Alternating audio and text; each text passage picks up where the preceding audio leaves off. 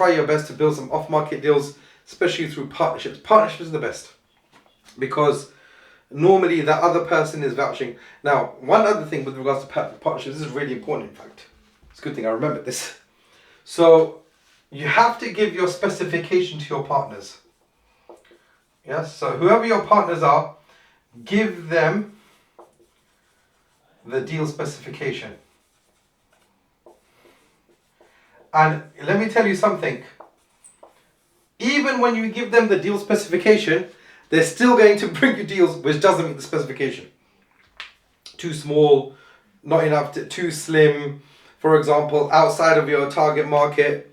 You know, all of these things, or too owner reliant, for argument's sake, you're still going to get. You're going to tell them again and again. What I've done is I've actually put everything in paper and I've given it to my partners, the ones that we work with continuously. And so, right, if it meets this criteria, check it. Right, check it. When I say on paper, I mean in message, email.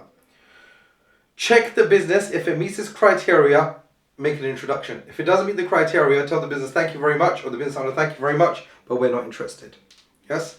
So when you're working with partners and you're networking with your professional industry and your personal network, now this is easier to do it with your personal network, meaning giving the specification to them in writing, and it's easier to do with your employees or your executives. Obviously, if you've got another business, for example, who's your supplier, you can give it. It depends on the relationship that you have with them. You know, I have many suppliers. I don't know what the number is. Let's say, for example, I have 8 suppliers, which are big suppliers. I've given the deal specification to like 2 of them, and the others I haven't, because the relationship isn't that close, right? That I can just say, okay, stick to this. If it doesn't mean this, then don't send it to me. The other ones I say, look, if you ever find a business owner who wants to sell, just let me know. And then obviously I go through the specification.